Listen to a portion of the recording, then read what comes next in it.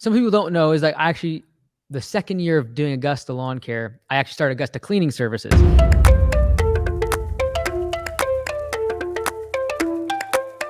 Today, I'm going to be interviewing Jonathan Pototschnik, who is the founder and CEO of Service Autopilot. He used to be involved in City Turf, which was doing almost $10 million in annual revenue down in Texas. And I'm really looking forward to it, talking about what he's done since being a lawn care millionaire. That's what the name of his channel was. And I actually really started making a lot of my content when he stopped making his content. So over the past few years, he really hasn't made a lot of content as he has sold off his stake in Service Autopilot and moved on in his life. So we're going to be diving deeper into that, what he's doing now. And then later this evening, I have our quarterly managers meeting.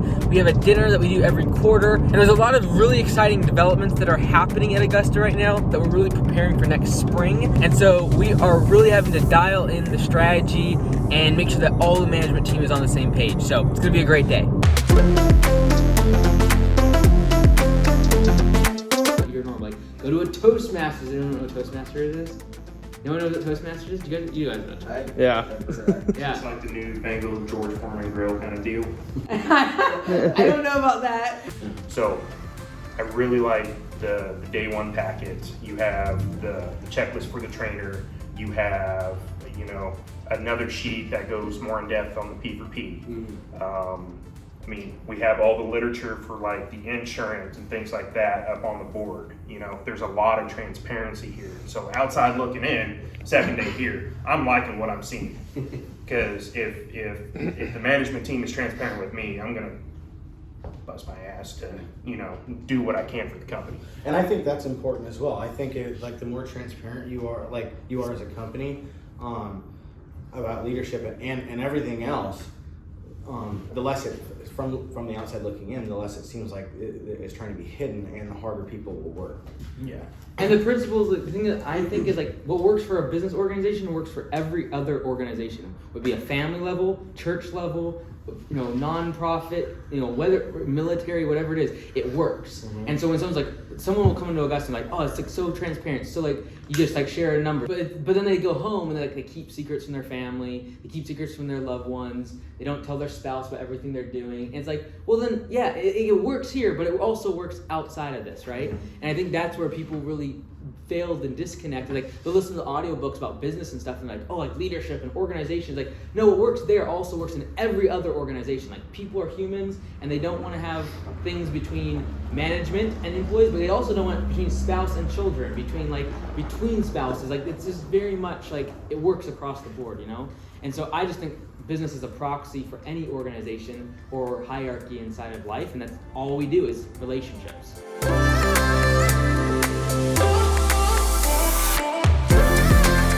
So just finished the interview with Jonathan Pototschnik, co-founder of Service Autopilot in the past. That was an awesome interview, and I'm really looking forward to you all being able to see it.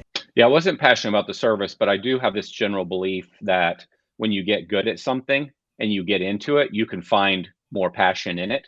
So I've become much more passionate about, say, City Turf, as an example, or home service. I would have zero desire to sell that company, zero. Two thoughts came to mind as you were saying it. One, I see a ton of individuals trying to leave home services too early to move to their next thing. An add-on to that is the beauty of building a home services business, or frankly, any business that you just stick with for a long period of time, is you learn the skill set to go build whatever the other business is.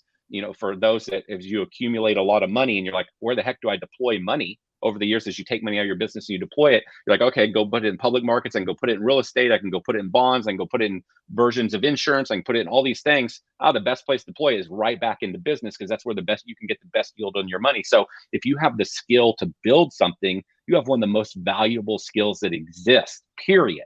I was honored to talk to him for 30 or 40 minutes off camera afterwards, and very excited. That was one of my favorite interviews ever. I didn't look at my notes one single time because it's like having a conversation. And honestly, I just love talking to people like that love business so much, love this industry so much, know it so well, and someone I actually look to and I can learn from that person. So that was great. That was a lot of fun, especially after just getting the chance to talk to someone like that that's successful. It's not something I gotta do every single day, and I can just learn so much from someone like Jonathan. So it was a great interview. Can't wait to share the whole thing with you guys. Obviously the off-camera stuff is just just between myself and him, but the interview's fire. I asked him hard questions. I did not, give him an easy one, especially for Service Autopilot members and things like that might have questions. I pressed him hard, so I think you'll enjoy it, and I really look forward to sharing it with you guys next week.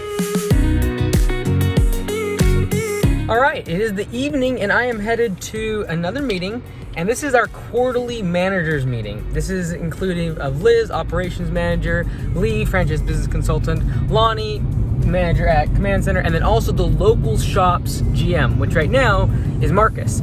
Several things at this meeting we have to determine. Number one, who is going to replace Marcus because he's becoming a franchisee, moving a couple hours down south and starting his own location in about 2 months. So we got to get someone else trained up, and they have something up their sleeve. While I was away in Australia, they said they had some ideas that were a little bit out of the box besides just replacing Marcus. So I don't even know what it is. They wanted to talk about it at this meeting. That's one of the main objectives. We're also going over the massive changes that we are making at Command Center, gearing up for next spring rush that I'm looking forward to. So it's a great time for us to get together, challenge the thoughts and ideas, and for the people at the top of the organization just to stay on the same page and the direction of the company. We do a couple of these a year for the whole team, but for the managers, we do these quarterly.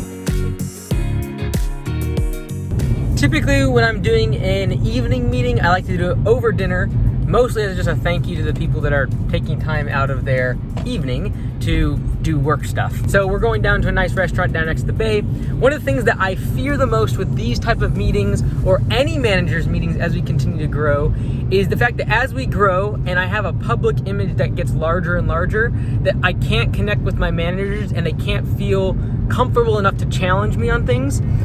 Because I speak with a lot of conviction, I'm sometimes misinterpreted as someone who just will steamroll people, but I really value people who do kick back, give opposing ideas, and challenge my thoughts and opinions. And so what I have to be careful of is, because I have such high convictions in certain things, that it doesn't make someone who has a better idea or potentially just needs clarification or needs to question the idea to really believe and get behind it. I need to make sure that they don't feel like they can't be heard, or that I am going to just not listen. I really feel where most organizations fail once they've passed $2, $3, $4 million in annual revenue is typically having these type of meetings, having all the managers on the same page and everyone pulling in the same direction. Bellingham Bay, baby, let's go. It's Squalicum Harbor. And that is where we're gonna eat. Well, Lee and I are here. Still waiting on the other three. Profit sharing is gonna get whacked. Oh, there's Marcus. Let's go.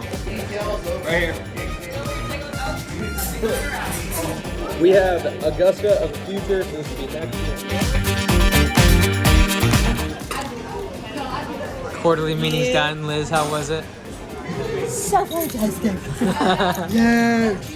Lee, any synopsis? We are going to go change lives, and we are going to go change the world, one person at a time. We're making America go right. It was a successful meeting.